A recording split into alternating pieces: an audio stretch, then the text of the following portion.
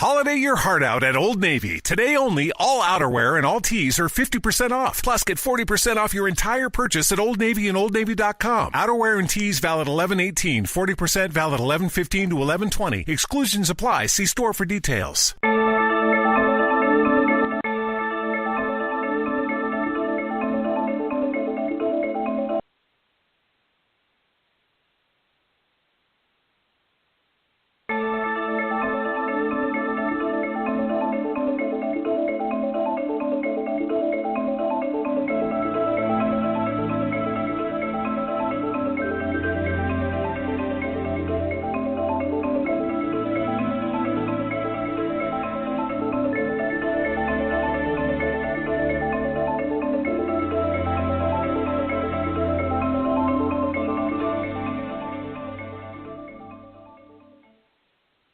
Hello, this is Karen Christine Patrick. Welcome to Aquarian Radio. We have a special night tonight. Janet is in Toronto with Sasha Lesson and Janet Lesson at a conference. So it's Friday night experiencers night, but we've got a real unique story coming from Archeology. Tonight with me, I have John Polk. Hey, John, say hi. Hello. Yeah, it's just you and me driving the bus tonight. That's great. So, and then we have a guest. His name is Jeffrey Boyd, and our title of our show is not coming up on my computer. It's very slow. So I'm going to try to read my introduction with Jeffrey. He's a progenitor of the Facebook group, the Independent Research Society. Jeffrey himself is deeply into many areas of research with an eye towards integration, making those dots get connected. Today's alternative history and science researcher cannot just drill deeply into one topic and get a full understanding, but benefits greatly by a multidisciplinary approach and partnering with others, which makes things so much more efficient or made efficient with social media. We can all talk to the researchers directly and compare notes. And he comes to talk to us about his latest research with a special emphasis on the mysterious megalithic site, Gunung Padang. And the title is Gunung Padang and hydroelectrolysis, pyramid frequencies. Welcome, Jeffrey, and tell us about yourself. Well, you said most of it, but yeah, I founded the Independent Research Society this year because, I'm just going where it leads. I start studying one thing, but everything starts linking together. I started researching with y'all on the Lunar Anomaly Research Society and Mars and the Earth Anomaly Research Society, but when you start studying that, it leads back to everything connects together. But yeah, I've been studying the pyramids in Giza and in Java, the Gunung Padang site and the rest of them, and the Mayan pyramids, which is where I started doing it. Because all these things look like they're built by the same designers, and so one thing just led to another. So that's what I've been doing these last few months. But I've connected with Danny Irwanto in Indonesia, and that gave me a real good insight having somebody who's at the site, and kind of studying along the same lines as Carmen Bolter. If you've ever listened to her stuff, it's pretty amazing. The one who did the pyramid codes, and every day I'm on the way by. It's changing. Our history is doubling and tripling in length. This old 5,000-year-old history, it doesn't make any sense anymore. Oh, that's so true. John, you would like to take the first question or comment? Sure. Since we're talking about dating, radiocarbon dating, it's debatable about how accurate it is, but based on what I've seen, let's say that a site is supposedly 10,000 years old. And correct me if I'm wrong, Jeffrey, does that usually mean that it's actually older, that the radiocarbon dating is there's a margin of error, X amount of thousand of years? Usually carbon-14 dating makes things look younger, and and also the younger it is, the less the bigger error, margin of error there is. So it's better at dating old things, but it always makes it look younger than it actually is. But there's some new types that they're trying now, which is like thermoluminescent and photoluminescent and argon, some different kinds. So I'm anxious to see what those start turning up. You know, like last year they sent the carbon-14 test out to 14 people, and they all came back with 14 different ages. So we're getting newer, but it's kind of hard to tell because when you like say you have a new thing like thermoluminescent testing, if you test it, you know, how do you know it's right? Because the whole question is it's testing something old that you don't know the answer to. So yeah, that's the hard part about trying to nail down whether something's accurate or not.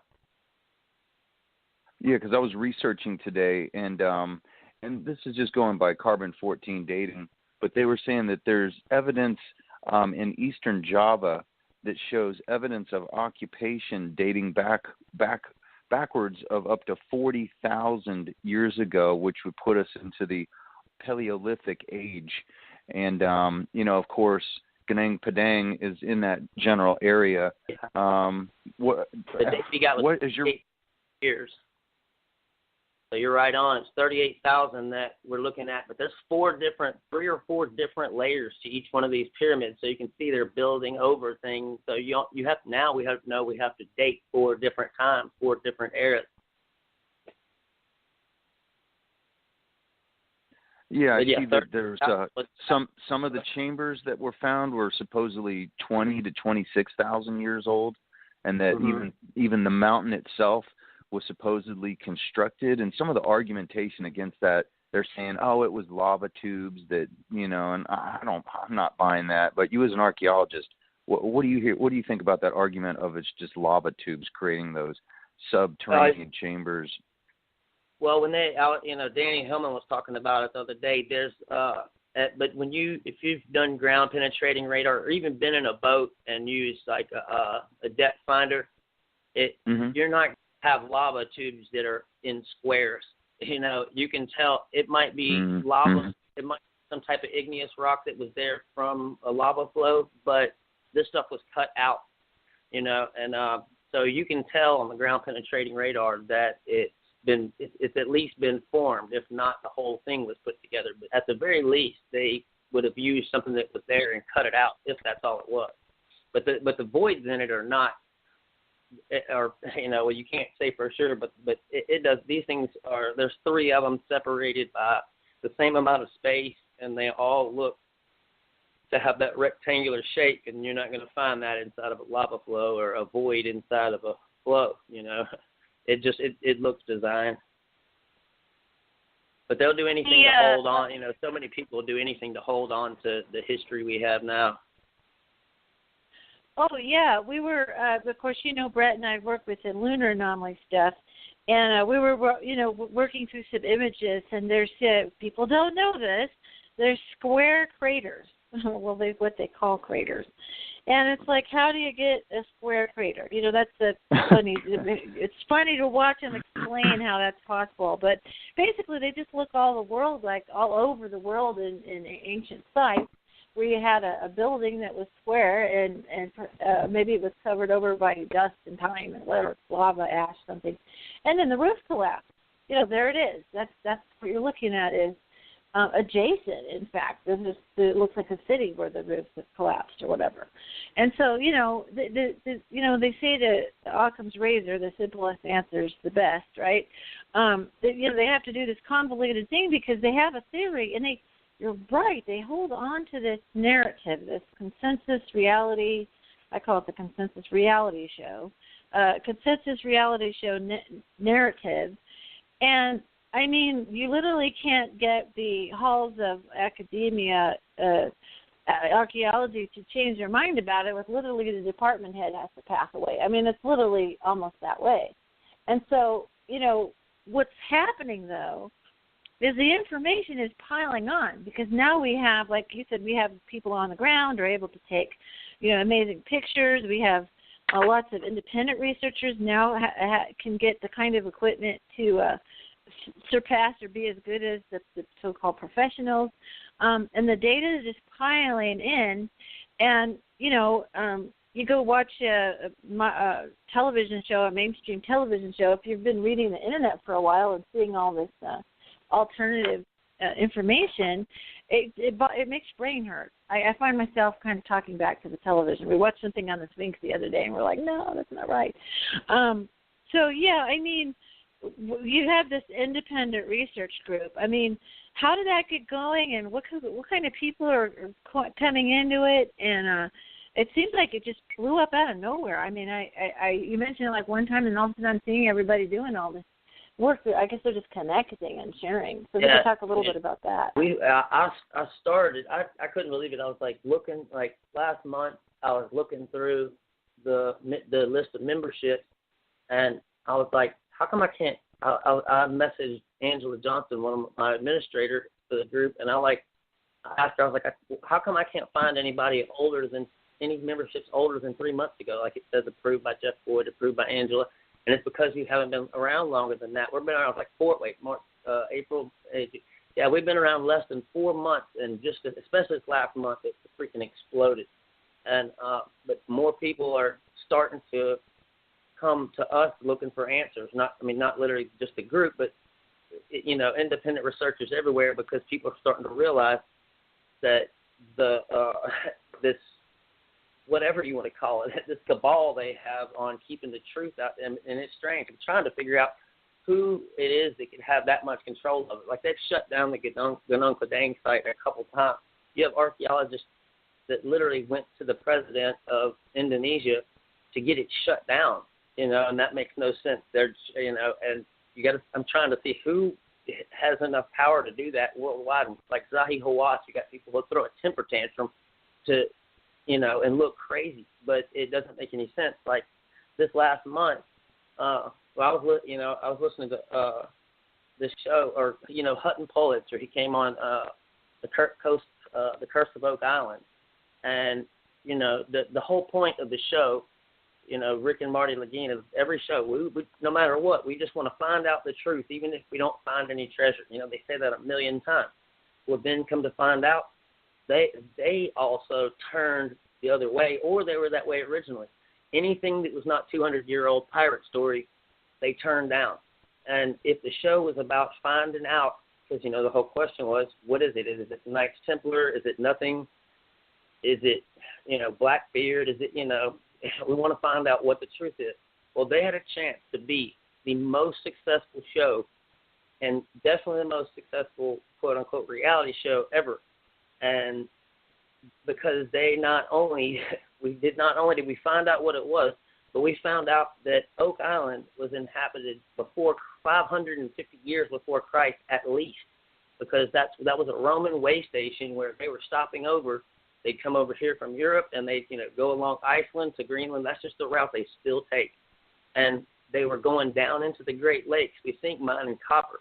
Well, they found a Roman sword, a ceremonial sword that dated 540 BC, and they found everything from a battle axe, an entire sunken ship, and then on the show they didn't even tell what it was, but a piece of lumber they brought up from the very bottom of the Chinette pit, and whenever they took it to the researcher, they asked her to actually lie, and they had to record that part of the show scripted, because the sword came back as 550 years, I think, before Christ, but that piece of lumber completely busted it open, because that thing has been in the bottom of the pit, and all these people who have been trying to get down there never could, so it couldn't have been placed there. Well, it had 3 Roman crossbow bolts inside of it, like that somebody was taking target practice on the island. It had 3 crossbow bolts on it, so whenever they x-rayed it, they literally told the girl to lie about the sword, to say that it had to be new and had to be recent, so it was not anything. And then they said, "Oh, these are PV hooks for lumber, for lumber or whatever." And they went to I don't know if it was Hutton Pulitzer. They went to the people of the PV company and asked, "Is this one of your hooks?" And they said no. Actually, the guy said those are arrowheads, crossbow bolts. And so, yeah, they even lied about that. But they they were willing to give up having that successful of a show because, that's 100 times better than they could have even possibly hoped for. Because not only was it not 200, 300-year-old pirate treasure, it's 2,500 years old or 2,200 years old. And they literally lied about all of it and said, and they're actually, in their excuse, and this is why people are starting to look to independent researchers because it's the only thing that makes sense. Their excuse to the public, and this shows how stupid they think everyone is, they said that it could not possibly have been a Roman ceremonial sword because brass was not patented in the United States until 1860-something. And that blew me away right there. That blew me away. God. But they literally if it's gave not up. made here, it's not real. Oh, my God. Oh, wow. Yeah. Hey, it can't be Roman. John, do you want to... But yeah, John, go next with a question. That is an amazing story. Thank you. So getting back to Gunung Padang, there was a volcanologist, and if I butcher his name, then I don't feel bad about it because he's one of those cynics also. But Satitno Bronto, have you heard of him? He was one of those that went to, I believe, the president of Indonesia to try and block all the studies out there, like independent research like yourself were doing. But he was saying that that Gunung Padang is basically, it's just a neck of an ancient volcano. And then you have another researcher named Dr. Nata Widaja, something like that, who got permission from the president of Indonesia in August in 2014 to conduct a professional excavation into the concealed chambers in conjunction with the university systems out there. Yeah. Can you expand upon what I read earlier? Yeah, they had. I'm trying to remember what year this was. It was back, I think 2008, somewhere in there, 2009, and they had got permission and they had started the dig. Well, they found these chambers inside, and I believe it's 3 chambers, and it's down. I think it's, I told you there's different layers to it. So there's no way this can be, there's no way that this can be natural. It has these terraces, like level. It's architecture. When you look at it without the grass and everything, it's a massive, like elongated pyramid. It's not shaped like the other ones, but this thing overlooks all of what was Sundaland before the water level rose, rose. That was an entire peninsula, and it was like the size of Vietnam, like that. It was much bigger. And but one guy had gotten permission to do it. He had gotten permission to do it, and it was one president that was there. Well, he okayed him to do it. Well, the presidency changed. Whenever the presidents changed, now they had to go through the whole process again. But yeah, there were plenty of people, including the ones there, that were wanting to stop it. But whenever, I think it was Danny Hillman went to the president, and they actually, I think they were kind of in shock that it was archaeologists that were asking them to stop digging there. But yeah, those chambers are they're a couple layers down. But whether it was built like that in layers because of time and it took so long to build, or because that's just the design of it.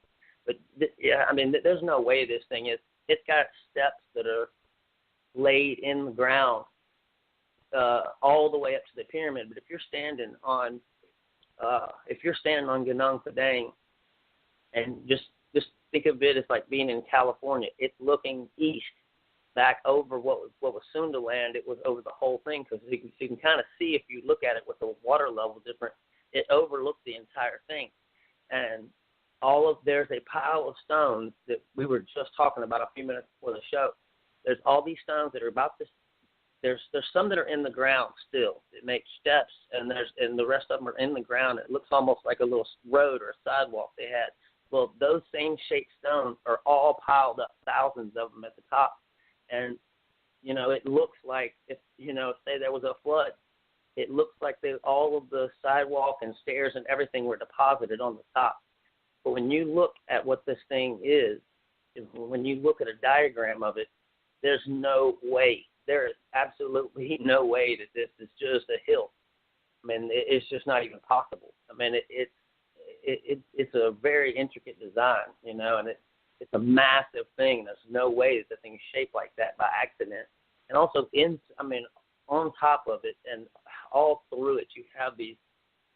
And what I think it is this is a root civilization that India and all these countries came from. Like you see a Ganesh-type figure, a man with an elephant head, and all these things that you see in other countries and in their cultures. So you can even see where it came from. And Dr. Bolter was talking about it,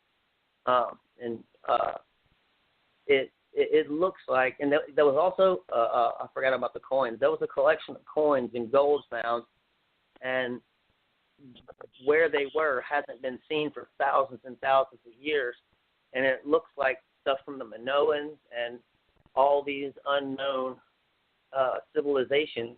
You know, it's a collection, like we all came together for this.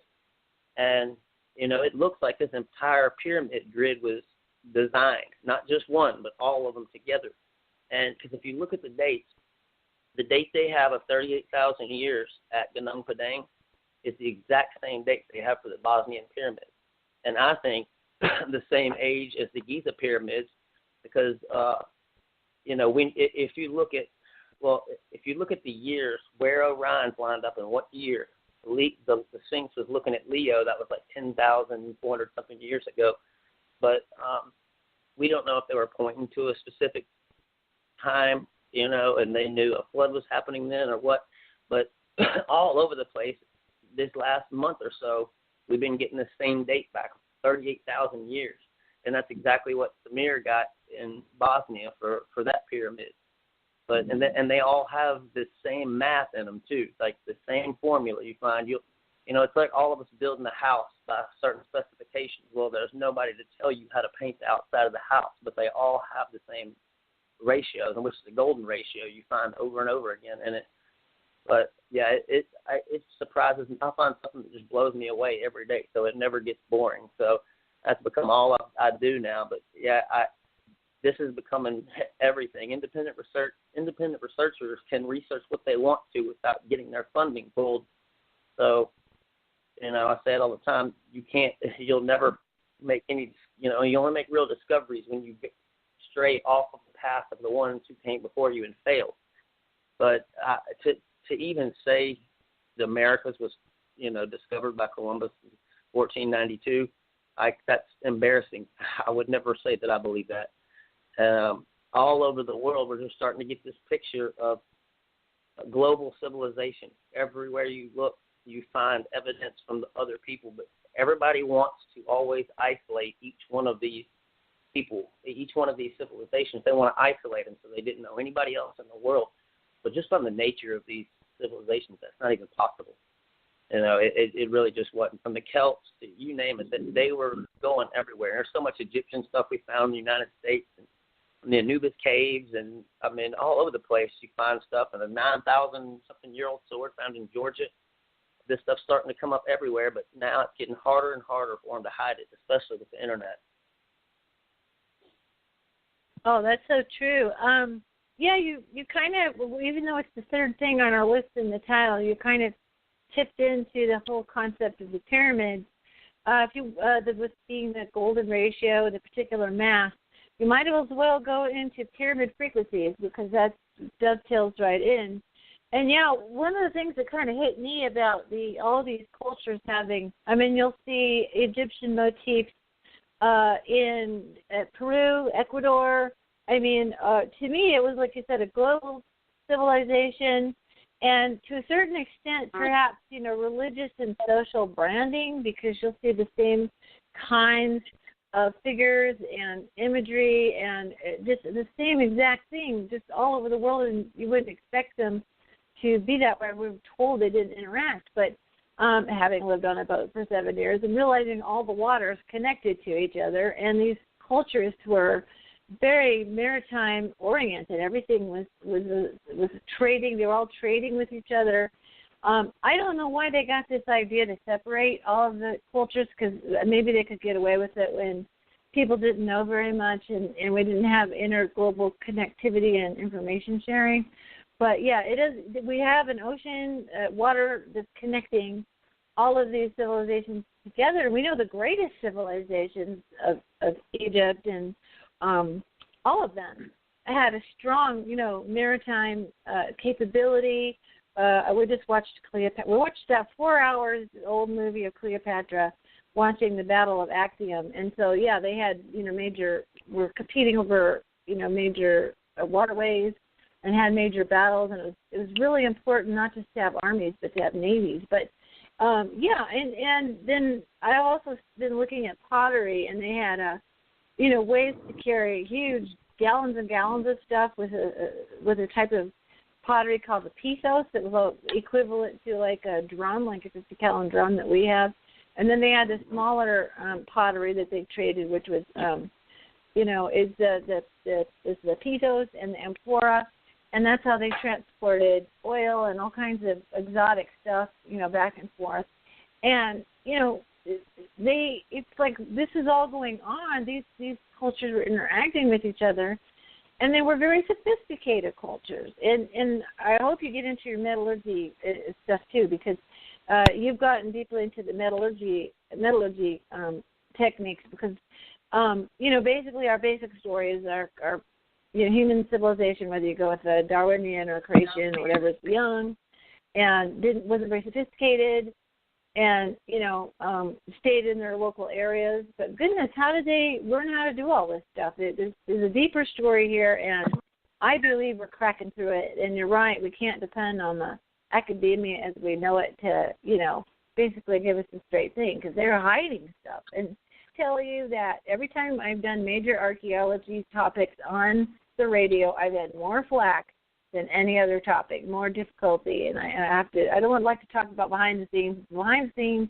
getting this show going, I had a lot of flack and issues, and I think that they really, really want to keep this narrative that we've had a short history and we came up from cavemen dragging their knuckles on the ground, So I threw a lot out. There's not really a question there, but go ahead, Jeffrey. Yeah, well, I mean, if you just look at some of the things, like just the word out-of-place artifact, I think that's retarded. If you find something that it is what it is, if it's just like those coins, nobody's touched it. You already know that, and it's there. How can anybody just say, okay, that's not any good? Like the sword, trying to say, oh, well, it can't be Roman because it's brass. The out-of-place artifact thing doesn't make any sense, But, yeah, we're getting to where it's going to be broken. Like, when everybody thought the earth was flat, you had people getting killed for saying that the earth went around the sun. Galileo was tortured for it, and Copernicus knew better, so he actually didn't let any of his stuff out or let it get out until after he was dead. But now the evidence is it's starting to pile up, and there's just not anything to do about it. But yeah, the scientific method being, in archaeology and history, it's the only place where they completely throw out the scientific method completely. And, I was always taught, the very first thing you're taught in any class where you're going to do any experiment, you never go into the experiment with any expectations of what the answer is, or you're going to get that answer. You can keep testing until you find it. But now we're taking like 95% of everything we find and saying that it doesn't make any sense. So we've just got to throw it away. And yeah, it's just, there's too much. I mean, I go through so much stuff every day. And I mean, out of everything I look at, that's probably about right. 95 out of 100 things that I see, if not more, are things that they just say, it can't be anything. That doesn't make any sense. But when you look at, like you were saying about in the Egyptian style, and, you kind of see a little bit of it everywhere. It's the same way with India and all of them. But I think it was just a worldwide civilization, and the reason they kind of look alike is they're all taking things from what they knew as history, and that's why you're seeing things, that kind of look like each other. like I was at I was looking at a picture of a carving that was actually over by you in New Mexico, and it looks like it could be a Celtic ship or it could be Egyptian. But I think it's definitely there's definitely a root civilization, and that's why they've taken things from each other. But just if you just look at the world now, you go over to Egypt right now, and you're going to see TVs like there is here. And if you were to be, another 38,000 years in the future, looking back, you couldn't say that TVs were ours, and you can't say that that's out of place because there shouldn't be any TVs in Egypt. You kind of see the same stuff all over the world right now. Everywhere you go, there's cell phones all over the world, but I'll have to make the assumption that, there was a population all over the earth, and it's just like now. People trade with each other, and you end up getting the best of each thing. Everybody wants it, and I don't think that's a new thing. And I think that's why people are looking for, toward independent researchers. There's just too much that doesn't make any sense. It's hard. You can't put the entire world's history inside of, say, okay, only the Egyptians were around in 3500 BC, and that was the first Egyptians. Well, where'd they come from? But I think they inherited, just like history also. Archaeologists try to tell the people in South America, they say, no, we didn't build this. It was here. When we came here from Aztlan, this was all here. These things we built, this stuff we didn't. But archaeologists are telling them, no, you built it. The Incas definitely built it. And that's just totally illogical. If you just listen to the people there, they'll tell you that they didn't build it, that it was there before. But now science is getting good enough. We're starting to see, like I said, about the 38,000-year date all over the planet. But you also see the same astronomy all over the planet. Like the Mayans had it broken down into 5 ages in their long count calendar. And you have to assume that they know something, because 5 ages of 5,125 years, that's 25,622. That's a 26,000-year procession. And they knew that. But also, what happened on December 21st, 2012, the exact day that we went from looking up at the galaxy, that's when we came above the galactic, broke through in the galactic plane, to looking down. Well, that's something that you can't perceive. You would have to, how are they getting that information? They knew 2,000 years ago, or whenever the thing was finally written, all their books. How did they know that exact date? You can't guess out of 365 days over 3,000 or 4,000 years that on that date we're going to exactly go from looking below and looking up at the galaxy to looking down at it. They had to be told. They had to be told by someone who had that perspective. Go ahead, John. Love to hear from you. Okay, I had a few more questions and comments about Ganong Badang, and then I got some other questions about other things for you. But what was really cool is every Friday, at least recently, they play Ancient Aliens all day, and it plays into my research a lot for these shows. So, for example, Dr. Robert Schock, who has been on the show, I think, since the beginning back at March of 2009 with Chariots, Gods, and Beyond, he's a world famous geologist and archaeologist, and I love his science and his commentary on the show. But he made mention of a couple things that I thought were particularly interesting. He was saying that that Ganong Padang at least 12,000 years older than Göbekli Tepe, which sounds easy to believe in the grand scheme of things. He also mentioned the basaltic pillars and the columnar blocks that were found at Ganong Padang are very similar to the ones in Nan Madol. Like uncanny in the way that they're shaped and formed and everything else, and the way that they were supposedly stacked. But then they did some research in the Ganong Padang area and found evidence of seismic activity that revealed a cave entrance that dates back to 9700 BC, which puts it right near the end of the last ice age. And now here's a common misnomer that I don't know that misnomer is the right word, but something that is mentioned a lot is that the flood began and people went into caves to seek refuge. So if you think about it, that doesn't make sense. A cave is a grave. The water would ultimately fill the cave and drown them unless they traversed their body, mind, spirits and entered a vortex into the underworld. And I was curious what you thought about that. Karen and I were talking about that same concept earlier today. Well, I've been looking at some places. Like, I don't know if you've ever heard of Shoria Gornaya in Kazakhstan. It's got these massive megaliths, like the biggest ones on the planet. There's an entire forest growing on top of one block, and it's actually Where is that? Where is that? That's in southern Siberia in Kazakhstan. But it's biggest. I mean, it's like a mountain. It is. I mean, it really is a mountain made out of megalithical stone. When I started looking at the picture, I probably looked at these pictures about 10 times before I realized the little dot at the bottom of the block, there was a guy standing there. They're just huge. But if there was and you know what got my attention is all these spheres. They're perfect stone spheres, and they're just massive.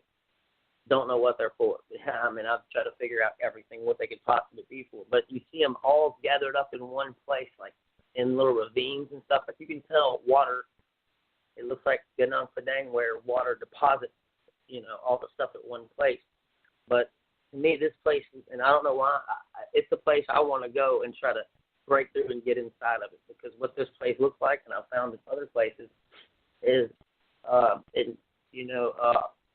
what's his name, Edward Snowden. He even told one of the things being hidden from us is the fact that our crust is thicker than we think, and it's not a hollow earth, like a hollow earth theory. He said to think of the crust more as a honeycomb, and the government knows that. And like this site at Shoria Gornaya, it's the biggest stones in the world, and people are just now starting to see it for what it is. But if I was going to try to survive an extinction level event, you know, this looks like if you were to build a mountain on top of, you know, if you had a civilization underground, you know, they built something on top of it. That's what it looks like. But even if they didn't have an underground, this thing is big enough that you could fit a massive population inside. But you see those things all over the place. But like Grant Hancock said, I think there's been more than one flood. And Graham thinks that was a comet hit, and we know where that hit. And then, like 1,200 years later, that same comet came back around, and a piece of it hit us again, which I think he thinks the first one is when it got basically the Gulf of Mexico. But yeah, I mean, you go inside some of these caves. I think a bunch of them did turn to graves. You know, that's where they're finding, you know, like Klaus Donnet. You find all these bones, and you know, they're huddled up in one place. But yeah, it's like they knew it was coming, whatever it was. So their science, just like breaking above the galactic plane, these people knew. Like, okay, well, they the same dates that Göbekli Tepe was buried, and that's what people don't understand. You know, Zahi Hawass fought to ignore. You know, you've probably seen it where he had his freak out temper tantrum trying to. Graham Hancock wanted to debate him, but he's basically saying but that shows you how the establishment is. He's like, there is no place next door. He's like, I'm an Egyptologist. I don't know about the place next door. But that doesn't make any sense. You know, you have to know what world you were in. But now Göbekli Tepe is becoming one of the younger sites. But people forget the fact that you hear it was buried 12,000 years ago. That doesn't, when it was built, it could have been around 100,000 years. And that's the same thing I think about. I think the pyramids were also, you know, if you look at the date of the pyramids, even the young age, if you look at the age where Orion lines up exactly above and the Sphinx is looking at Leo. That was something like 10,400 BC, somewhere in there. And I think they adhered them, even in the Sumerian tablets of Sitchin's talking about, it's called the Pyramid Wars. You know, you have a pyramid war without pyramids. But there's a 7,000-year space in between that date, which maybe the flood was right after that, or that was built right after a flood. And but you have a 7,000-year gap until the very first Egyptian writing. It's like you can't choose to listen to one thing and say, oh, no, you can't. You have to ignore what the Egyptians said, because they said the same thing with the people in South America. We didn't build that. It was already here. You know, the very first writings you have from the Egyptians, they're talking about the people of the, you know, the 25,000, 50,000-year-old golden age civilization before them. But you can't believe everything else and then say, we're just not going to listen to this part right here. They were telling you that they were the world rebuilding after the golden age. That was after a fall, you know. So the evidence of the floods everywhere. I think that was more than one, though, because you're getting all these dates that line up. Dr. Bolter thinks that in Indonesia and at Gunung Padang, they came together, the leaders from all over the world, to build a pyramid system. Her theory is that they built them to stop a pole flip. If you think about it, that's a better excuse or a better reason than any to have it. You know, why else would somebody, if they were going to design the whole grid at once, what would you build it for? You know, that's a good enough reason for everybody to do it. But if they knew that there was going to be a flip somehow, you know, that would explain why the Bosnian pyramids were buried, and at the same time, 12,000 years ago, that Göbekli Tepe was buried. And you know, there's no living quarters at Göbekli Tepe, so it was like they worked there, they didn't live there, and just so many of these facts. But the archaeologists in history they say, okay, yeah, there was a flood, but they don't want to admit anything that was surrounding that. But are we supposed to believe that completely empty, or it only had Neanderthal man? And you know, if that's true, I mean, we have Baghdad batteries that are 10,000 years old, and all of this stuff, and it's just not possible for, you know, hunter-gatherers to build all this stuff. Now the dates for all the pyramids, if you just don't even think about what fits and just test the dates of things you find, like Samir found a leaf that was embedded in the side of a brick, and that brick came out of the foundation underneath the Bosnian pyramids. But these things are layered in ages, like every single one of these sites, the Bosnian pyramids, Egypt, all of them have ages, like 2 or 3, 4 different times. I think Gunung Padang has 4 layers. And you just farther and farther back in the past, that this short history makes no sense. If you add the amount of time, just take what everybody else tells us that history should be.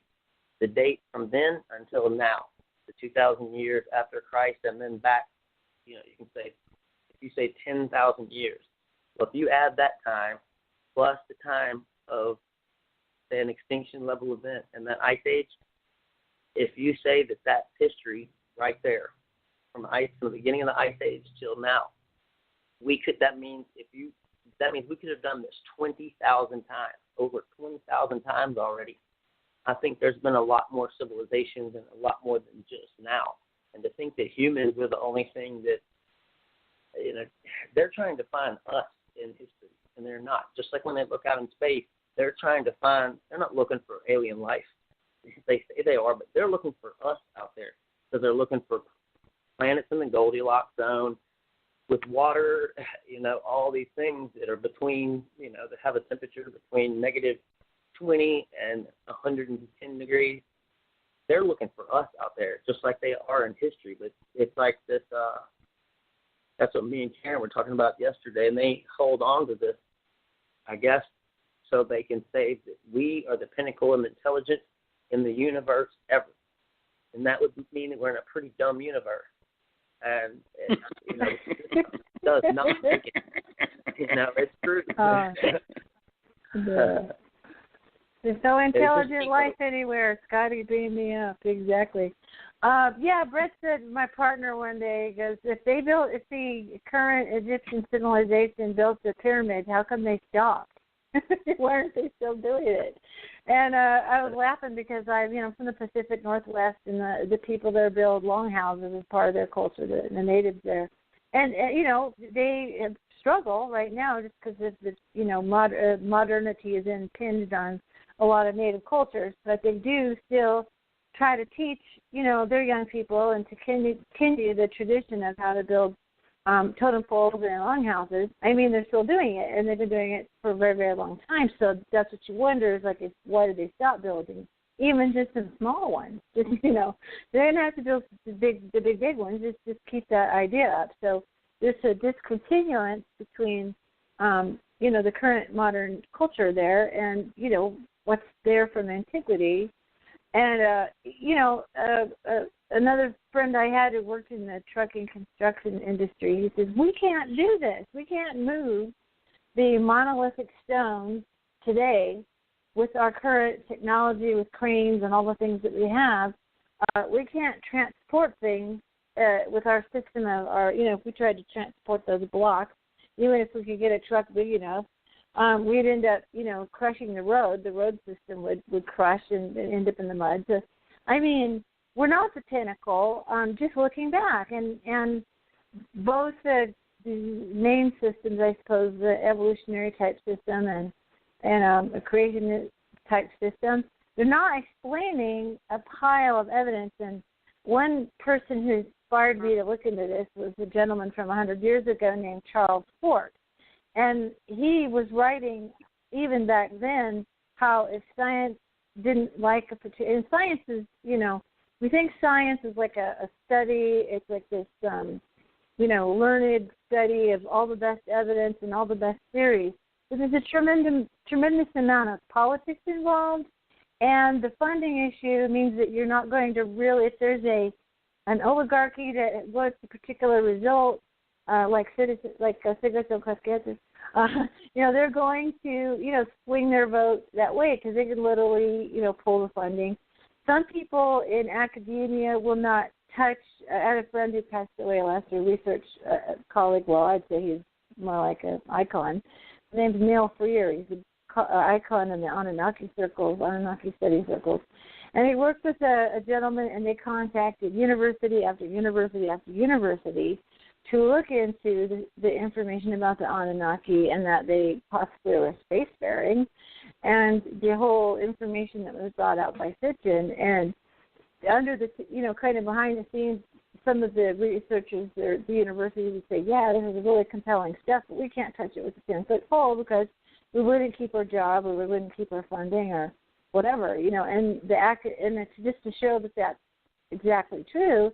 The academicians who have, decided to talk about it have lost their jobs and everything. So there is a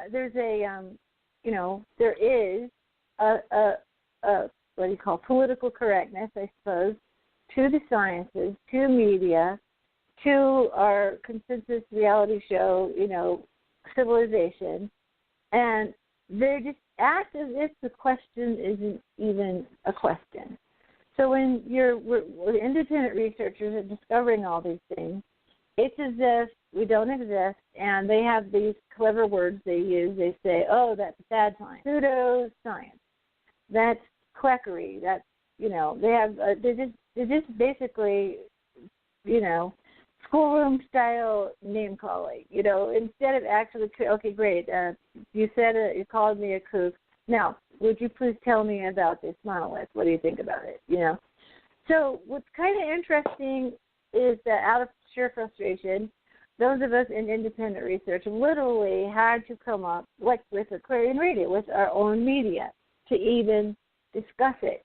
But what's amazing now is that anybody can sit down and, go do some research on their own. They don't have to take the media or science, the science god, word for it. They can look for themselves, and then they can just, it amazes me who you can contact on Facebook. That always amazes me. I'm not going to say who we're working with, but Brett and I are working with a pretty high-level researcher, and it's heady stuff because we've been piling up a bunch of stuff to present somewhere. We don't have the connections that other people have, and this person is using us as a source, a resource, and we're all learning together, and it's accelerating. So it's, at some point I just don't see how people pay attention to the normal media. Because, to me, the area that interests me the most is how do we change the mindset of people? Yes, we can pile up facts, but if we're always banging it up against this wall of the consensus reality show, then it just doesn't go anywhere. We just sort of die by attrition, How do we, break through the consciousness of this? Because one factor is these civilizations were great because they used consciousness to discover what they knew. They used communication in ways that we don't. They use art and sciences in ways that we're the primitives. We are the primitives compared to some of these civilizations. And it's not a simple thing. The deeper you look, the more there is. That means it's a very deep wisdom, just literally written in the stone. And I'm just making a commentary here. But go ahead, and I really wanted you to make sure we hit the viewpoint that we talked about last time when you were on Aquarian Radio back in January about being a metallurgist and what you're saying, because, I've got another friend I'm going to be talking to here, I met recently, who is in the mining world, and she's saying things about high-level mining operations and she's looking around how come nobody doesn't see this. So if you could touch on that just a bit, that'd be great.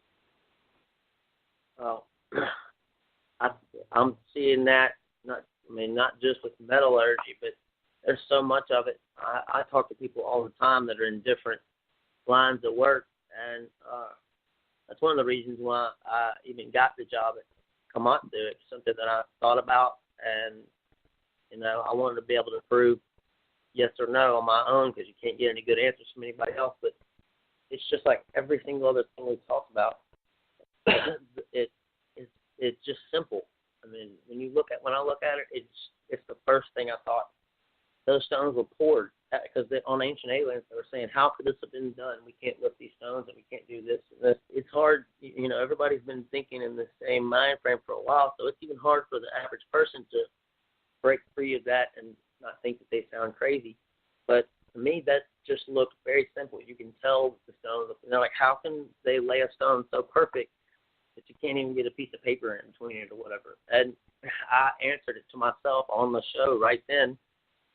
But it's just this thing where they're saying that, oh, this can't make sense. It can't be that old, and that's all it is. They're trying to say it can't be that old, so it's got to still fit inside of it can still fit inside of our stuff because these people are wrong. This wall at Chiwanaku is not however old they say. It's got to be newer because they couldn't have lifted the stones and all this other stuff. But the jigsaw wall that we were talking about earlier, all these pieces fit in exactly right. So if you look down the wall, if you put your head on the wall, look down the wall, every single stone kind of bubbles out a little bit. And then there's no tool marks on anything. And you have these exact edges. And everything fits together exactly perfect. But when I was working at Kamatsu, and you see those stones that are sitting everywhere, those H blocks and all the little, you see these little squares, these little cubes that are sitting on the ground. But that's called a pour-off. I just call them bells. Whenever, say I have my AOD furnace, we fill it full of, we melt down steel ore, and then I would test it to see exactly what the makeup of it is. So I would know exactly how much of this and how much boron, how much palladium I need to add to it, and how much nickel to make it this exact alloy. And then, when you do the next batch, of course, it's kind of a little different mixture depending on what you melt it down. We have to test it and add however many pounds of aluminum, graphite, whatever, to make the next thing. But, and the scientists or the establishment people try to say, they couldn't have possibly got their furnaces up hot enough to be able to make these metals and to pour these stones. But whenever I did what's called coking up the furnace, whenever you have you get a fire. It's just enclosed. You get temperature 600, 800 degrees, and literally to get the thing to burn at 3,000, 4,000 degrees, and you would get that jump in probably 20 or 30 seconds. And the way I was doing it was I was just adding other rocks.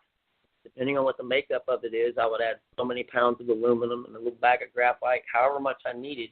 And when I threw those other rocks in, it basically the AOD furnace is a volcano in a bottle. And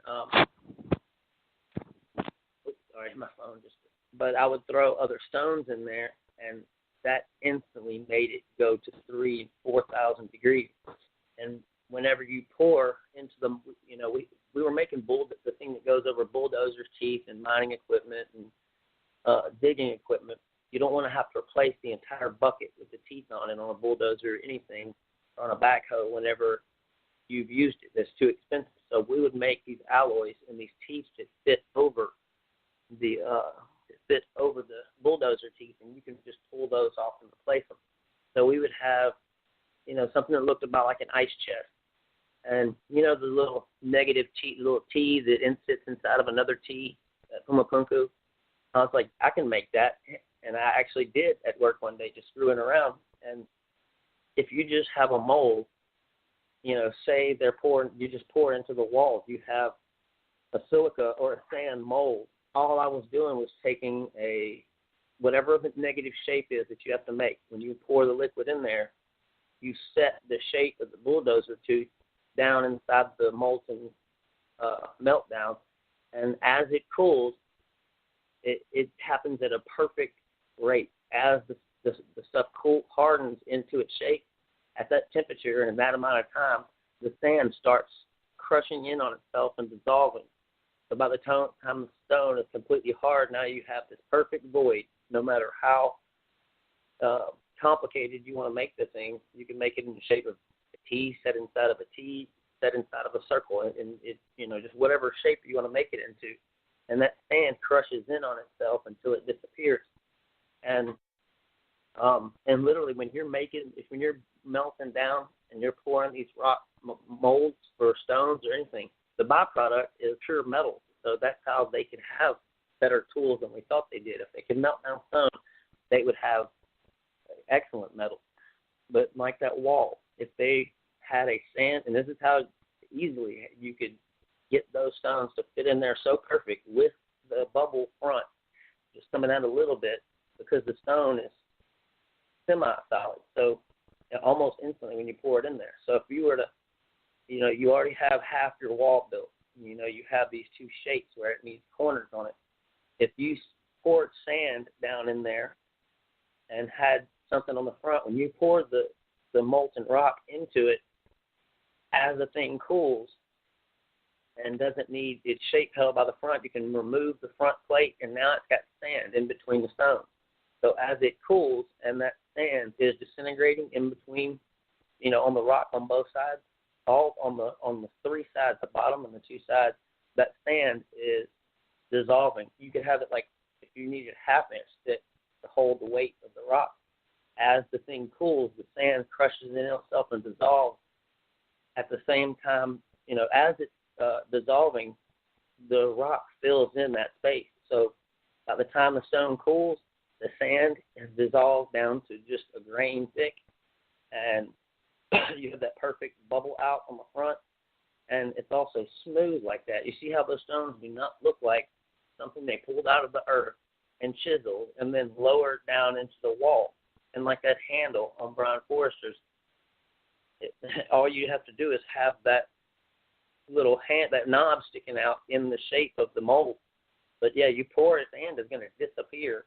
And that's just the easiest thing to make a shape out of, because when you make a sand mold, it's already going to go to the shape of it just because of the way sand is. But as it disappears, you're going to have no space in between there. But, they know that the average person does not know that.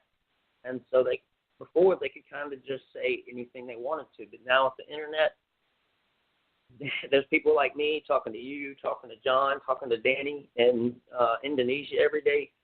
It's, we're figuring it out on our own. Because the other stuff just doesn't make any sense. if you can't, and just like as a matter of fact, just a perfect example. Now that I know the History Channel went that far to lie about the findings and to hide everything, now I know that is a fouled source, and no longer can it be used as data. But I think everybody just has this feeling. They know that it doesn't make any sense, and people now, each of us have access to every single thing, resource, knowledge-wise, that you need in any field. And so that's what I've kind of done, is gone and answered these questions for myself, because you can't have the history that we have in our history books. Because I thought about it in college. I'm going to one class, and I'll have a history class, and then I'm going over here to an archaeology class, and even those don't match up with each other. But, we're looking at, our time is so short. 99% of the time we're looking at now, and now it's going back 100,000 years, 200,000 years. Our time is just becoming just a sliver of us being here. And, I think just people either use the internet as a resource, or they use it to turn their brain off completely. And it's just us talking to each other all day long. You meet one expert doing this, and you meet this other person. Me studying Gunung Padang, I commented on a post in the Earth Ancients page, and I got a message back from Danny Irwanto, who has AtlantisJavaSea.com. He has a book of Sundaland, and there's just no way to hide that. I was actually looking through all the images, like we do with the Geigerpan images on Mars and the lunar stuff, and I was looking at the Java Sea and the South China Sea, and I was actually looking for the sea floor to see where these rivers, at the island where Gunung Padang is, trying to see if if the water level rose, there should be a riverbed, all the watershed, you should be able to see it in the sea floor, or you might be able to. So I started looking that up, and I said something to Danny, and he's like, "Oh, hang on a second."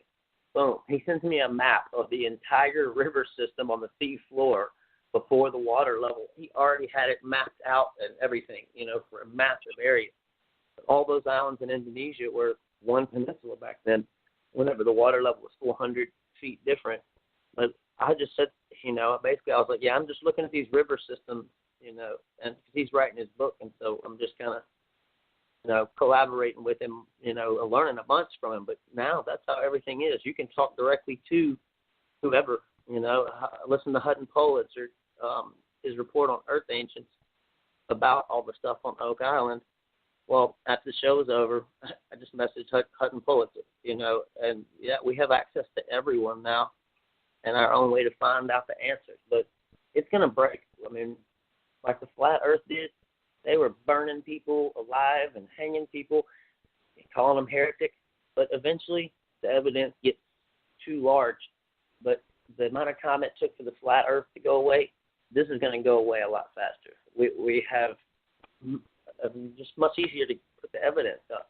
Now we can look at the planet. There's no denying that we're on a sphere. But this history it's just breaking, and people are starting to decide on their own what's real and what's not. And it's time to. This truth embargo is just fiction. Yeah. John, did you have anything to continue? I did. I was really intrigued by the whole concept of pyramid frequencies, and the ancient pyramids, of course, they were high frequency power stations. And there was also a tablet called the Tablet of Shamash that was found in Samaria, which was similar to the Egyptians, where it was talking about how there was actual frequencies embedded into the stones of these structures, implying that there was some kind of free energy that they were tapping into. Also, that the sounds from the Earth's core are harnessed and used by the pyramids as energy, where the limestone, it'll dampen the low frequencies and only allow the high frequencies to emanate out of the pyramid. And then the pyramids were coated with gold, which was conducting these high frequencies, which led to power also. And then Giza, the field of free energy created around the Egyptian cities, these fields were so powerful coming from the pyramid complex that it would power all the surrounding cities in that part of Egypt as well, which was amazing. And they had these batteries. You talked about the, Baghdad batteries and other batteries that are 10,000 years old.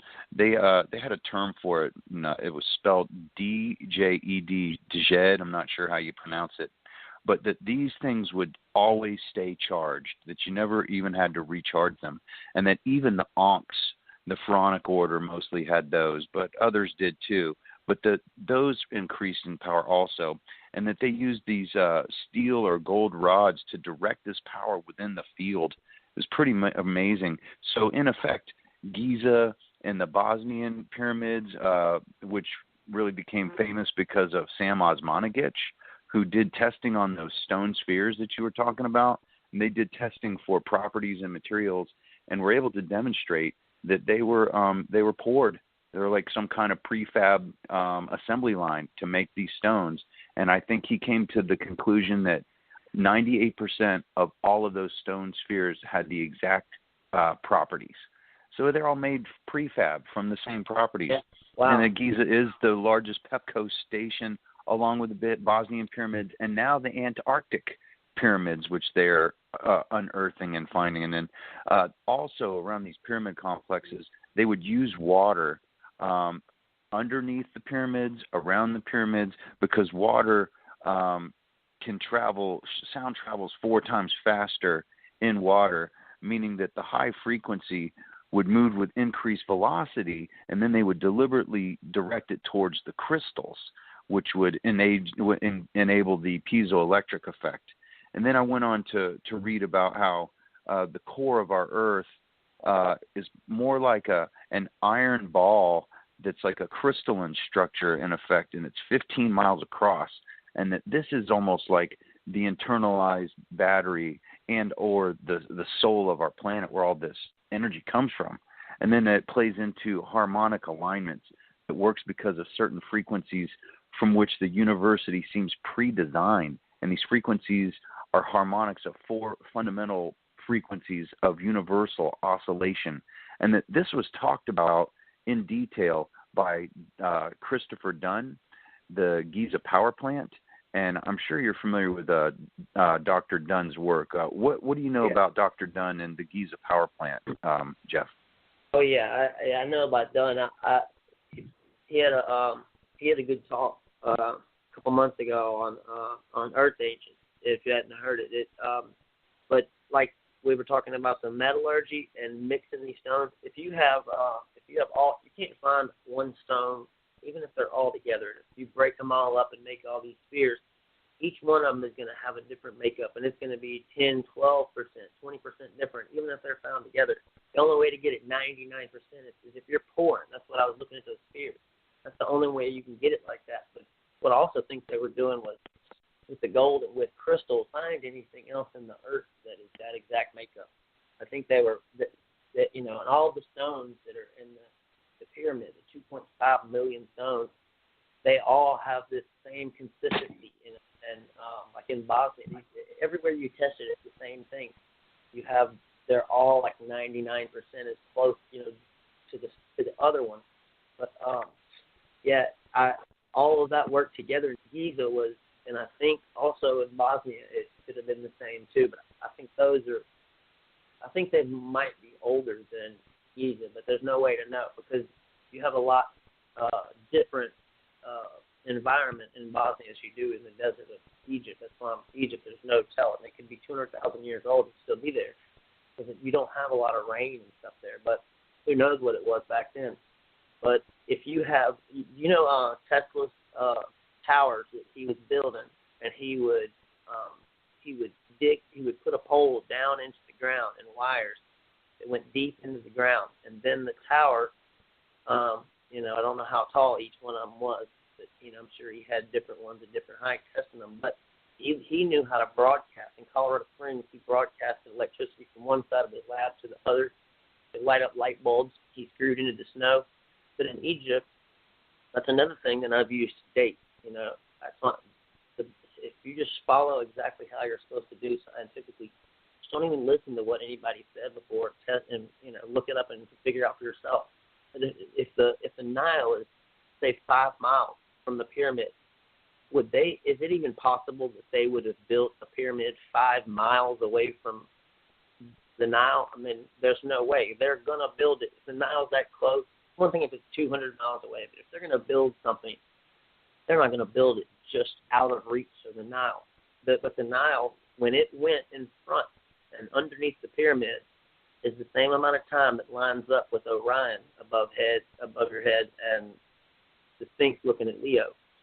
And if you think about the way, if you have a cross section of the pyramid, you know, to go in, you walk up the stairs, but then you go down, and it's inside the ground, just like Tesla's tower. And I think Tesla's towers, I think he was building his own pyramid, you know, using the towers. I think that was what he was testing, because it's just too close to be a coincidence.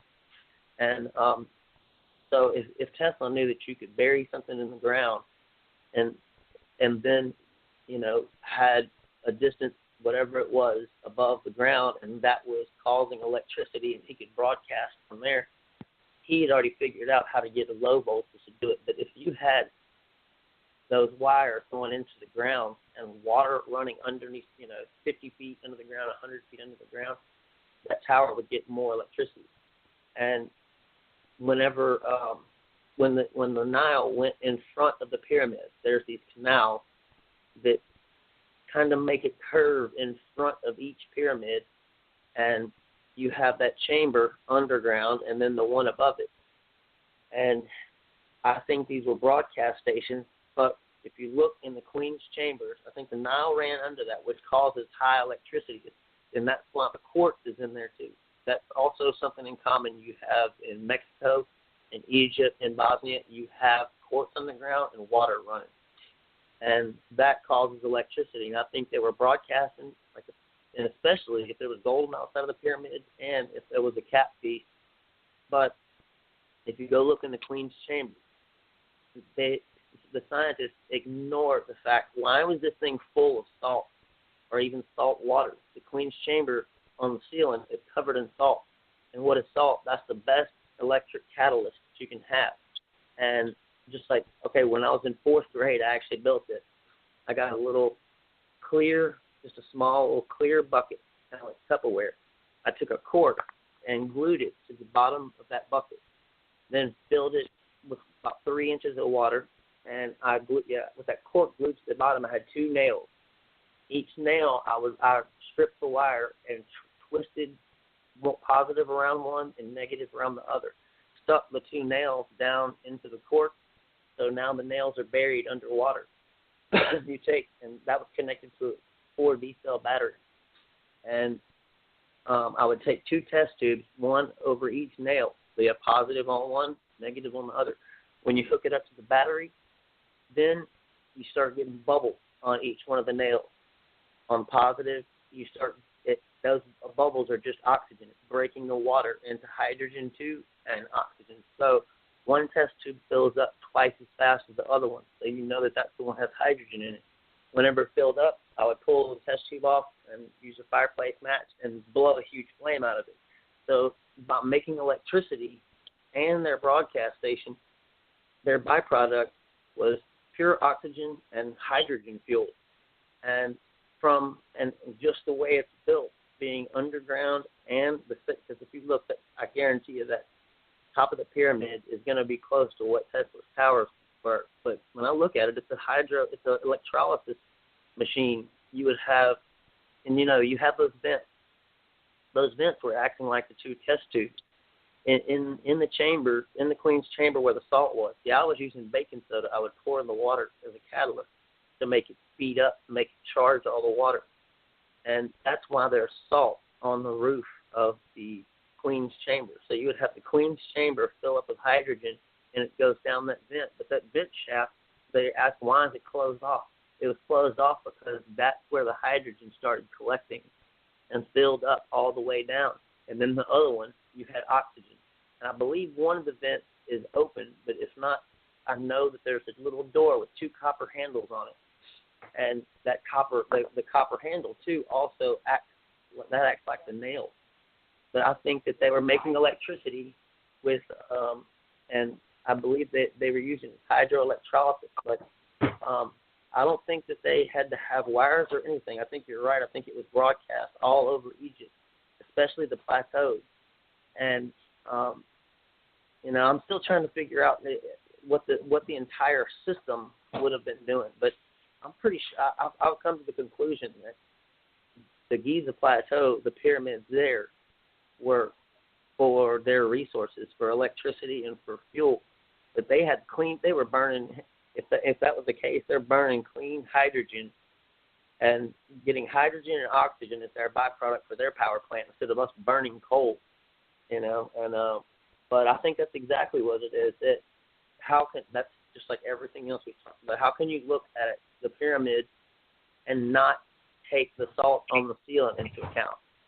That makes no sense. To look at it and say it was a tomb. Well, if it was a tomb, why was it full of water, salt water?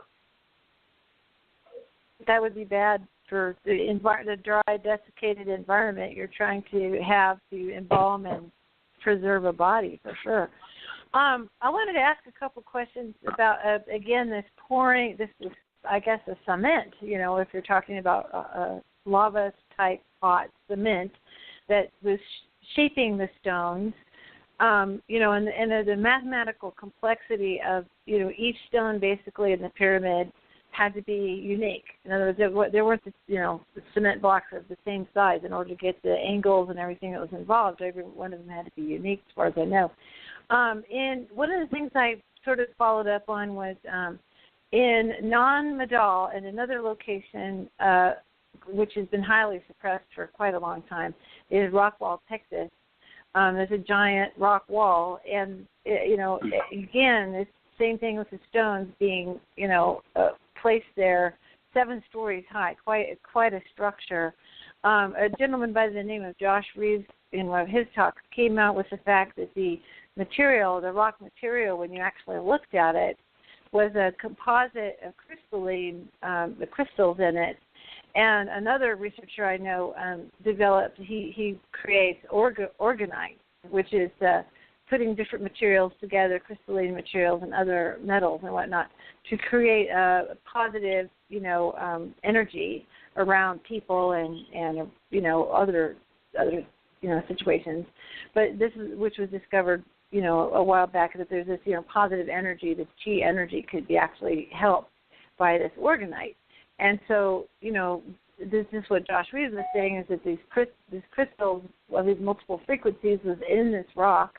And as well as, I believe I found out later, also at Non-Madal, same thing, that not just the shaping of the rock, but the composite as a material was very interesting and potentially could have conducted electricity. In other words, you're looking at rocks that not only were rocks, but could have been electrified possibly to be an electric fence, which would make a lot of, would be really handy if you've got, yeah? Yeah, everything there was multi-purpose. Everything they did. So that I would just definitely make the same assumption about it. Yes, and that's, but they that's did never something find. They said it's to bury their kings. Never found anybody in there. Yeah, that's the thing. Is that we'll have an electrical plant, and we have a water purification plant, and we have a gas plant. Everything's separate. They literally had this intricate machine, basically this earthworks machine, that did multiple things, and that throws us off because our entire concept of modernity and power structure, power production, harvesting gas energy, how we purify water, we have a separatist mindset. But they literally created this giant thing that was literally doing all of that, and we're totally missing that because we, first of all, this is the cover up at the tomb, right? That's what they're saying to us. But this is much more to it. And when I wanted to ask, we got into a discussion, several times I've gotten into discussions, the function of the pyramidion. It's not a small thing. The pyramidion was in the top of the pyramid, and so many of the pyramids have had the tops removed. Some of them have not been recovered. Some of them, are, like the Egyptian ones, are just in display in Cairo. Now, I don't believe that the Bosnian pyramid was under vegetation, but I don't believe its pyramidion has been removed. And I've seen pictures of where it literally lifts off a beam of energy off the top. And I wondered if the fact that its pyramidion is probably attacked had something to do with that. And you were talking about signals going to space. Well, there you go. That would make a beam that could, if you were up in space, it could definitely be visualized and detected. Yeah. Go ahead. That's one of the strange things I've seen in all the tests of all the pyramids. One thing, I look at all of them and say, what do they all have in common? But it's just like we built houses. You can tell. It looks like that technology, they knew how to use it, with the rocks and the frequency. But every one of these pyramids, I believe it's in the kilohertz. I think it's 28 kilohertz. That's pretty exact for every single one of them to be given off, all over the world. And in Bosnia, the beam is only 13 feet across, and that's pretty exact, and it pulses. And what's weird is when you get 300 feet above the top of the Bosnian pyramid, the signal gets like 10 times as strong. It gets pretty intense. I was actually watching all that yesterday morning. But and if the energies back then, they say, Sam says it was hundreds of times stronger back then. You're talking about something that you might have been able to even see. But it's a pretty intense beam right now, and if it was before all the tunnels and everything were buried, there's no telling what that thing was doing. I was wondering how broken are the pyramids? I mean, are they dysfunctional because they've deteriorated over time, or is maybe removal of the pyramidions affected it somewhat? I mean, are we looking at something that could be repaired and utilized? I mean, it's made of stone. It's pretty sturdy. I mean, what's up with that? Yeah. Well, we don't know what the outside of it looked like, and but I think if we stopped doing the whole truth embargo thing and actually allowed scientists to say what they really thought without pulling their funding, well, then you would have every university on the planet doing it. And right now they will pull it if you say anything close to that. I know. I mean, there's got to be 100 different instances where I know that we gave somebody something to test, and they came back and wouldn't give us the results, or just said it was inconclusive.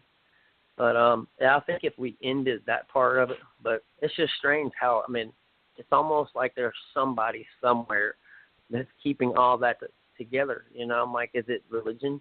Is the Vatican doing it? But it's like every place has just done that for so long that now they all do it. Oh, yeah, just like we have our corporations manufacturing scarcity by making things that break all the time. Like clockwork, I bought my two tires in the front of my car went out within a week of each other. Well, how does that happen? Well, somebody put that down on the drawing board that was going to happen. And now we have piles of tires and pollution, and it's ridiculous. We've got a wasteful society, and we really don't deserve to continue if we're not going to be efficient, if we're not going to use our best intelligence to put together, how to do things or how things were done in the past. John, would you like to chime in at this time? I would. We were talking about the beams that were coming out of the King's and Queen's chamber. Interestingly enough, one of those beams aims right at Orion, and the other one aims right at Sirius. Imagine that.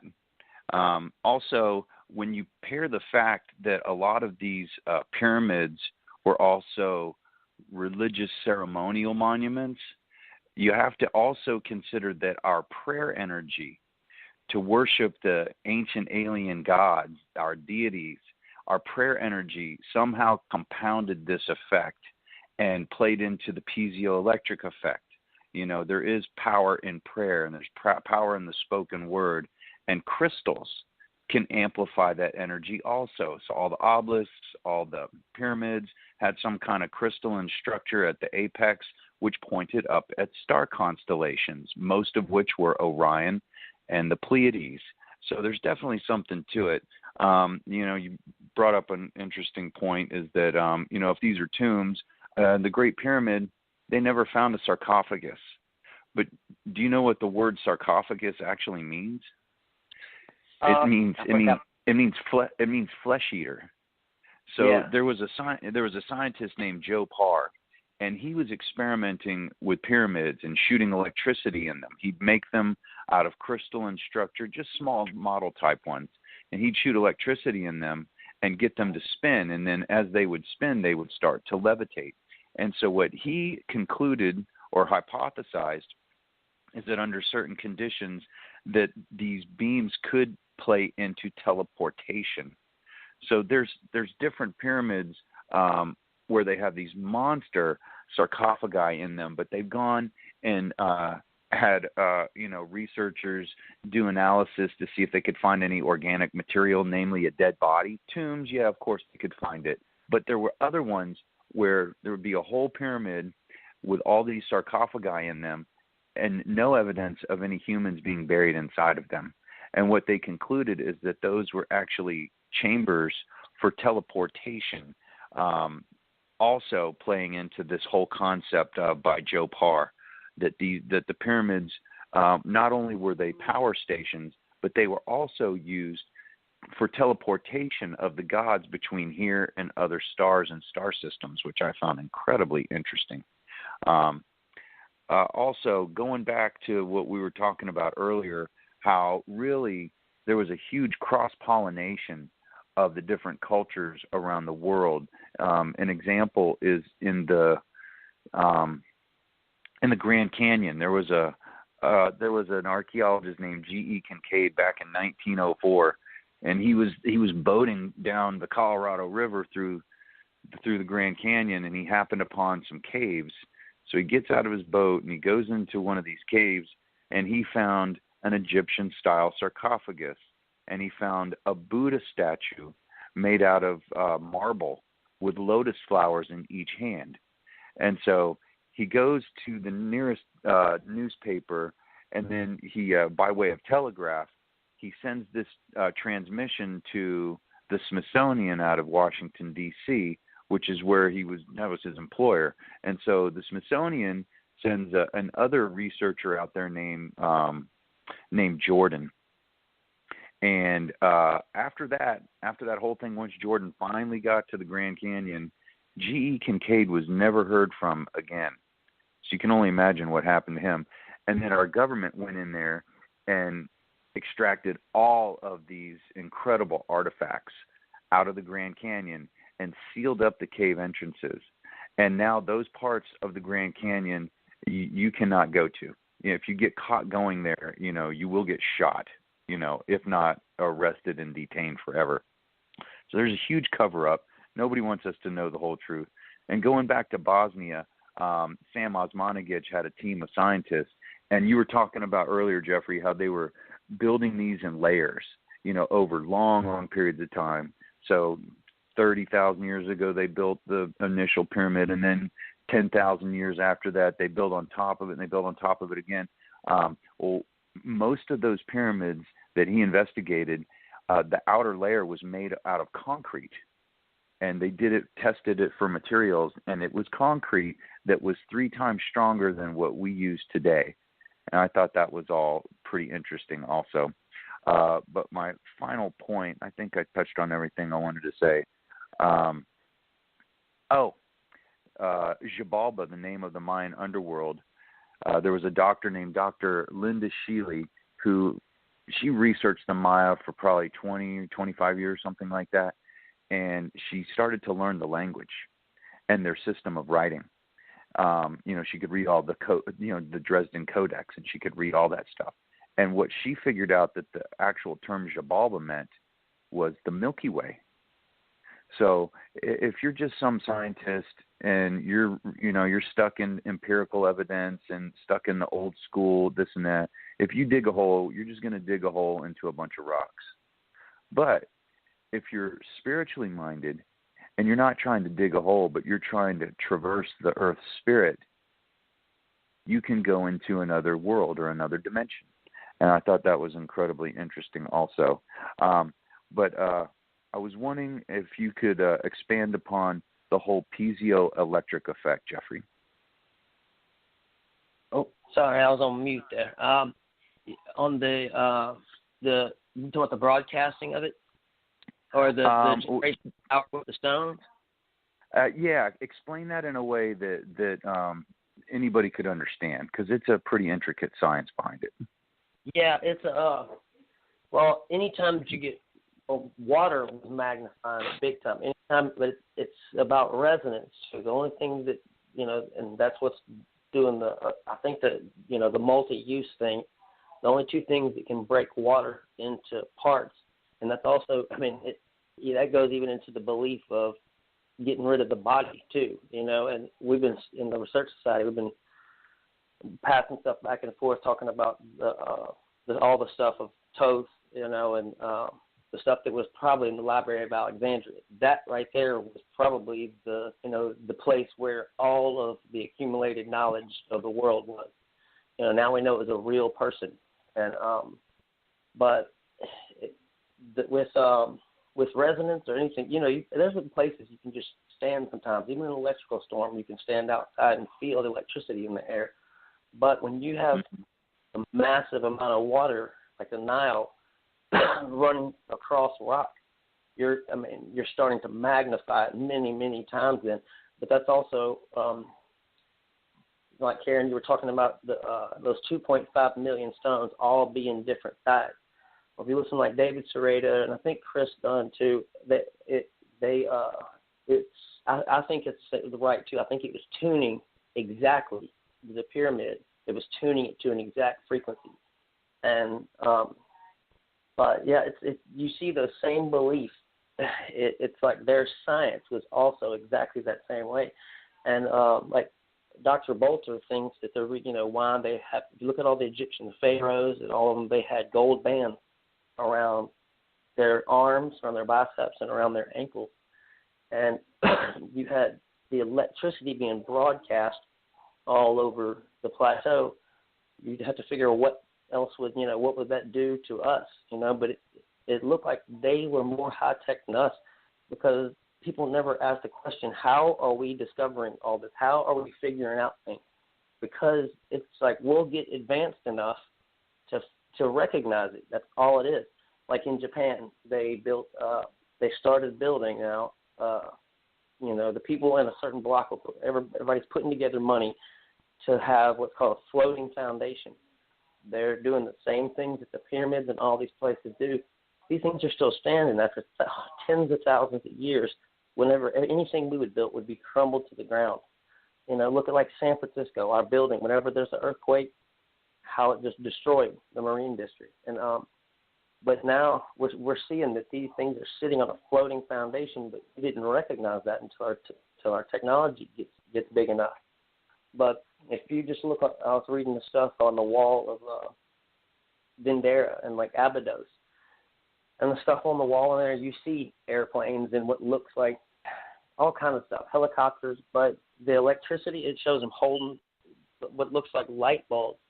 But yeah, I think it was broadcast all over there, but just like, and we're finding the same things at each one of these places, their belief with prayer and with energy and with there being a soul and your light body. And there was a chamber, I believe it was behind the Sphinx. It was found to have a sarcophagus in it, and inside the room, it was like on a little island. Like if you walk into the room, you have earth around the outside, like as wide as a sidewalk, and then inside of it, you have a block of water. And so the sarcophagus is sitting inside there with water on all sides of it, and they believe that was where people were buried, and that's where they would teleport from. And I've heard just the crazy stories, especially these last couple of days. Like Freddie Silva was talking about it, about the teleportation thing. Napoleon, when he was out conquering the world, he wanted to stay in the pyramid overnight. When he came out the next day, he was just freaked out. He just ran like hell when he got out of there and would never talk about it. And even on his deathbed, they asked him about it, and he started to say it, and then he said, "You wouldn't believe me anyway." And then died. Never told anybody still what scared him, even on his deathbed. But a researcher, back in the 1930s, that's when they went ruin crazy, when they went pyramid crazy. That's whenever most of the stuff in South America, Mexico, Bolivia, all in their belief, that's where they started That's where they dug up all these pyramids and restored them back in the 20s and 30s.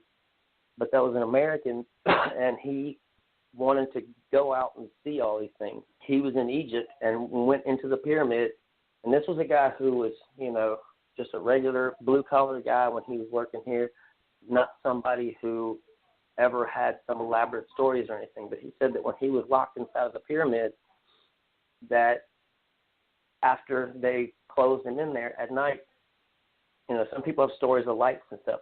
He said people came out, and he was freaked out by it. But what are you going to do when you're locked in there? And they asked him. He said that they had white glowing robes on, and they said, we'll tell you and we'll show you, but if we do, nobody's going to believe you, and your life will be hard. Well, he chose to see things. They went and showed him, and I think the guy said when he looked in one chamber, in other rooms in the pyramid, he said that you can't get to, but you could when it was closed off.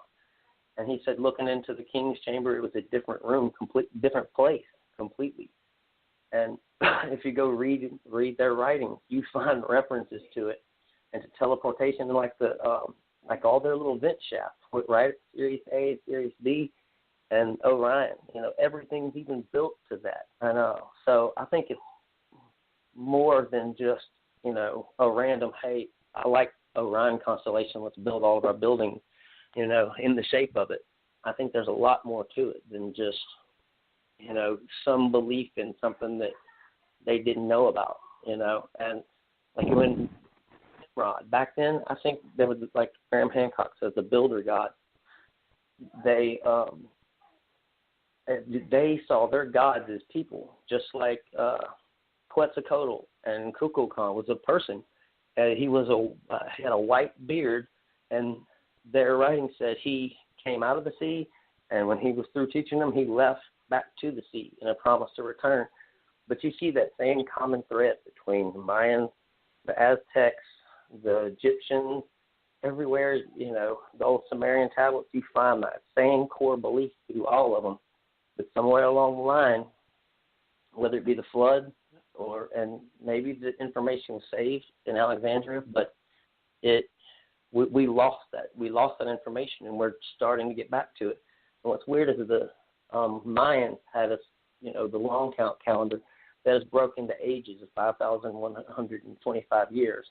Well, 5 ages, that's almost 26,000 years. So that's the exact time of the precession of stars. So we've gone back into the first age, and this is supposed to be an age where we go back into nature and start connecting, you know, a spiritual time. There's one age is when we come out of the wilderness and out of nature and build civilizations, and then the next age is when we go back, you know, and back and forth. And there's not a sixth age. We just came out of the fifth age and started back over on the first. And so, but you can see that. I mean, people are asking about it. People are wondering about it.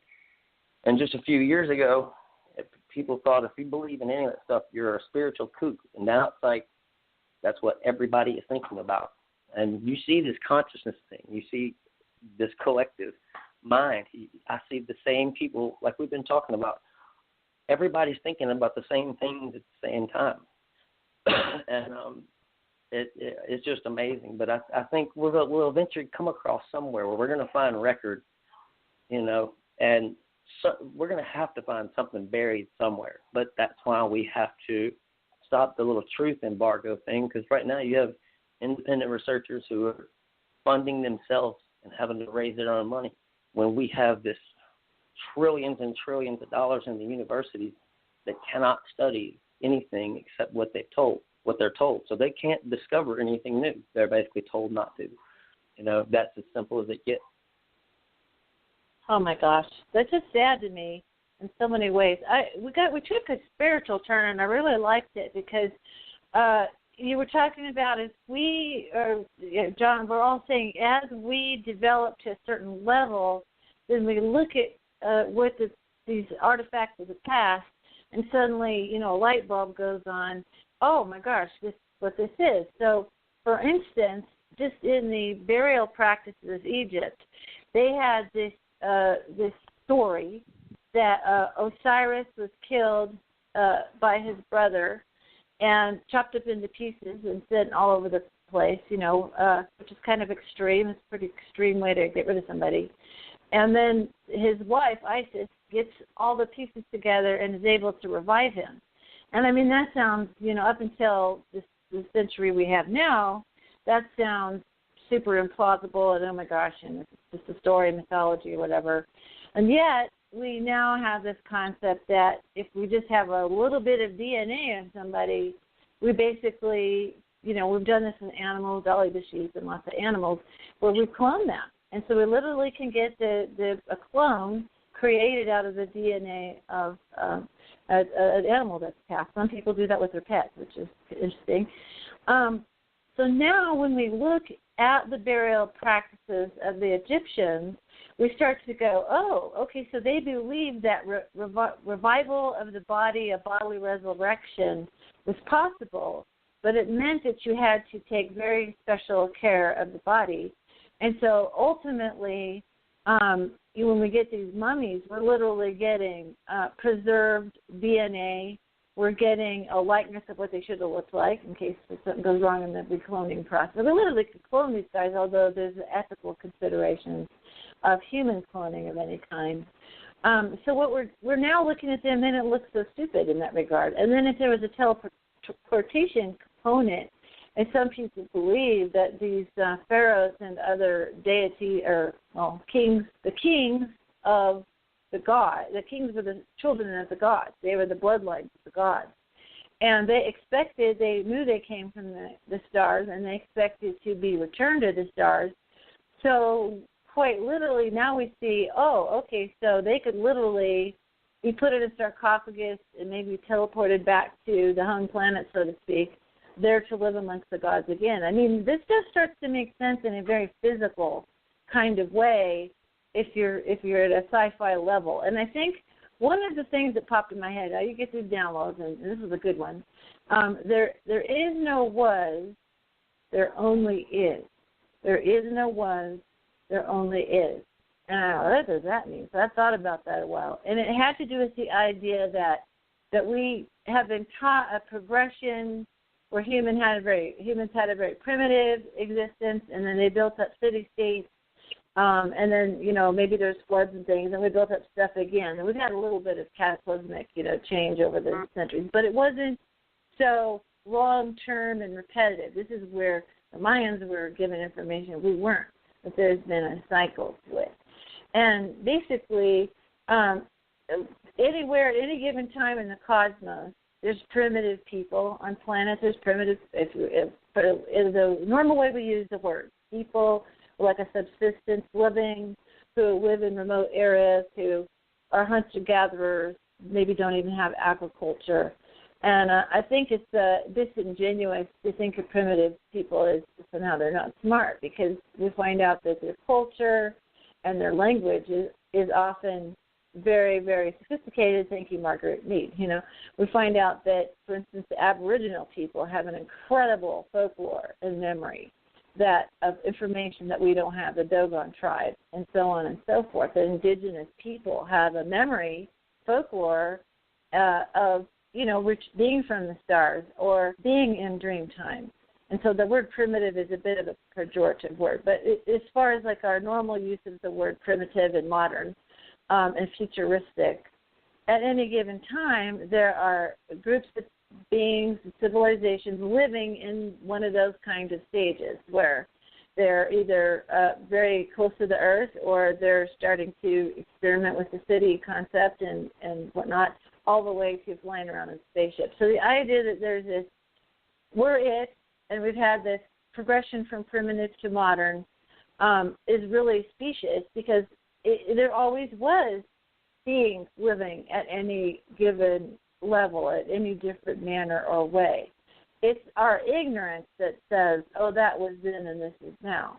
It's our ignorance that we look, and we're just literally ignoring the fact. That's what ignorance is. So don't confuse me with the fact. You're choosing ignorance. And I like what you said, Jeffrey, about how you could either use the internet or technology to kind of bliss out and just, do entertainments and whatnot. know lots of trivia about celebrities and things. Or you could literally explode your brain and your mind and your consciousness with knowledge. And I just want to give a heads up, guys, that I do have a technical issue, which means that about 5 minutes to the hour I'll need to end the show to just make sure I'm able to end it correctly. So keep an eye on that. We just have about 10 more minutes. So we're last thoughts, but not short thoughts. Go ahead. Yeah, I think, well, I've been trying to just, without any type of framing it up or anything, just look at what I see. Don't even look at the answers to, like when they tag a certain skeleton or a mummy that they dig up or whatever. We know that our time frame on these is all wrong. But if you look at every science fiction movie, from Star Wars to Lord of the Rings, every one of those movies, you have all kinds of different people or different kinds of beings living at one time, and I think that's a very good possibility of what was before, like Neanderthal at the same time as, beings like us. Look at every single ancient writing you find. Every one of them talks about different ones. They can call them gods or whatever, but when, yesterday I was looking at even Greek mythology. Those were real people. Oh yeah, I was talking to you about it, kid. And they were actually beings, like Kukulkan and all of them. We've always kind of tried to make it as like they were worshiping somebody who wasn't there. But if we were to go over, I can't remember who it was, went and found a tribe in New Guinea or somewhere, and they saw us as gods because of our technology and the way we dressed and everything else. When those people leave, they start dressing like that. They start drawing pictures of what they came in, helicopters or whatever else, and trying to worship. I can't remember who it was. They tried to worship them, and they didn't understand. And I think if you just look at every single writing across the world, they all say that. And, I've been looking at Thoth in the Olmec. You see their faces in Kazakhstan, in Egypt, and everywhere. But just exactly what he was doing in Egypt, he was educating and writing everything about science, and he was writing, building a language and everything else. Well, that's the same exact thing that happened in South America and Central America. That's exactly, they describe it exactly the same, too. He came, he educated everybody, and left. But you see the Olmec spaces in Africa, in Kazakhstan, and South America, and you even have these huge statues of them where they got the helmet on. They wore those hats. Well, you see it in that wall of faces at Tiwanaku, I think, at Pumapunku. That tells the story right there. They have all those faces. Some look Asian, some look African, all different types of people. And it was supposedly only one type of person there. Dakota was described as a man with a white, long hair and a white beard. Well, that's not anybody from there. Their stories even came from the sea. But I think we need to actually believe what they wrote and that not just think that everybody back then was crazy. And because you're getting the same story all over the place. If you just read it for what it is. The Anunnaki, it just seems to me like they were one group of people, whether they came from somewhere else or not. And but you see these same core beliefs all over the place, and I think that's what we need to look at right there. Like Nimrod was laughing because somebody else worshiping a god that they couldn't see. I think the advanced society back then that was existing at the same time were the ones seen as God in every single nation around the world. And because you've got that same story of, the ones that we say are history, they all were talking about more advanced people that gave them a plow, that gave them numbers, that gave them language. And I think it's just time that we look at things and not try to, when you try to start framing it up, well, you're saying what history is before you even study it. They're just taking pieces and filling it in on their own story, and that's not the way you learn anything. Oh, I agree. I wanted to make sure before we had to let you go, people know where to contact you, how to find the Independent Research Society, that kind of information, real quick. Oh, you can we'll have a domain page soon, but just go on Facebook. It's just Independent Research Society. that were easy to find, and that's where we're at all the time. But yeah, we built multiple chat rooms for different things. You know, we're meeting up and streaming there all the time. I'll put a post on the wall, and then we'll all talk about that subject in whatever room. But yeah, it's grown from just a page into it's becoming a network, and now I've met researchers from all over the place and authors. I don't know what happened this last week. It just went crazy, and we're twice what we were just a week ago. I don't know what happened, but I think everybody started to tune in. Yeah, this is a good IRS. This is a good IRS. Yeah, exactly. I did that on purpose. Hey, John, do you have any last words before we let Jeffrey go? I do. In a number of cultures around the world, if you go into some of their tombs or their pyramids, their monuments, you will actually find star maps to take them back to the stars where they came from. Yeah. Example, the island of Gavrinus off of the western coast of France has a stone monument, and you go inside, and there are star maps that will tell you how to get back to your star of where you originated from. Now, that's got to be ancient alien stuff, if you ask me. And then there's all these spirals that have mathematics, like mutating algorithms inside of it, which is part of that whole divine geometry, sacred geometry to get you back home, which is way beyond me to even explain. But it's interesting that in the island of Gavrinus, the Mayans and the Egyptians, and even in China, have these kind of star maps to get you back to the stars. But my final point that I wanted to make is that this global pyramid system, which is not just pyramids, it's obelisks, it's other stone monuments and megalithic structures, that there had to be some kind of higher authority to ramp up the system and turn it on all at the same time, and so that the vibration frequency was cohesive and coherent enough that all these monuments on all the four corners of the globe were on the same kind of vibration frequency so that they could all tap into it simultaneously.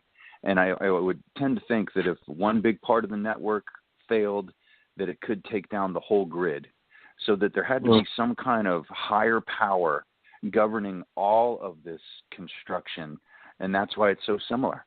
You know, it had to be similar so that everybody, especially, you know, the pharaohs and the ruling class of all these different cultures around the world would be able to tap into this energy. But it had to be done in an exact way.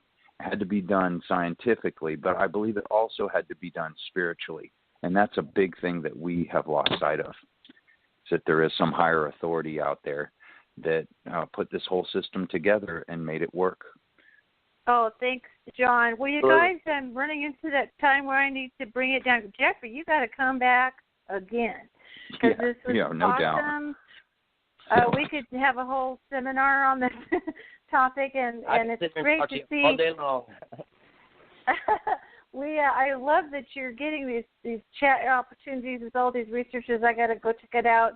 So you guys, thank you for coming on a Friday night, and I feel like it was very successful. We definitely have to delve into this again, because we're close to the heart of, like you said, it's coming back, and we're going to maybe travel back to the stars, or at least meet our ancestors. It'd be great.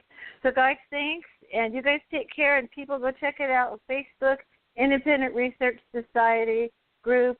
Is it a group or a page? It's a group, right? It's a group. Ah, fantastic. And John messaged me. Okay, guys. John messaged me. I've got some stuff to show you on a power plant thing. Oh, yes.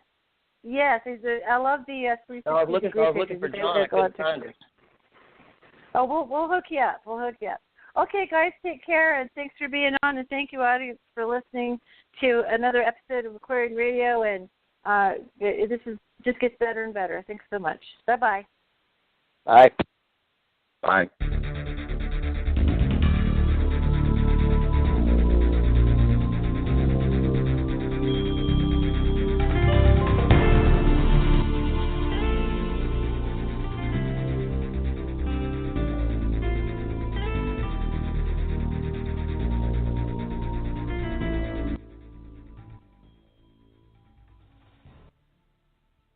Have you heard? Metro by T-Mobile now includes Amazon Prime.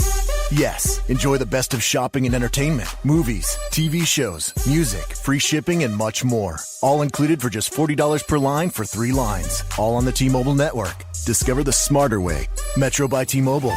That's genius. One offer per account. Offer subject to change. $12.99 per month value. Offer valid for new Amazon Prime members. Metro customers may notice reduced speeds versus some T-Mobile customers. Video at 480p. Capable device required. See store for details and terms and conditions.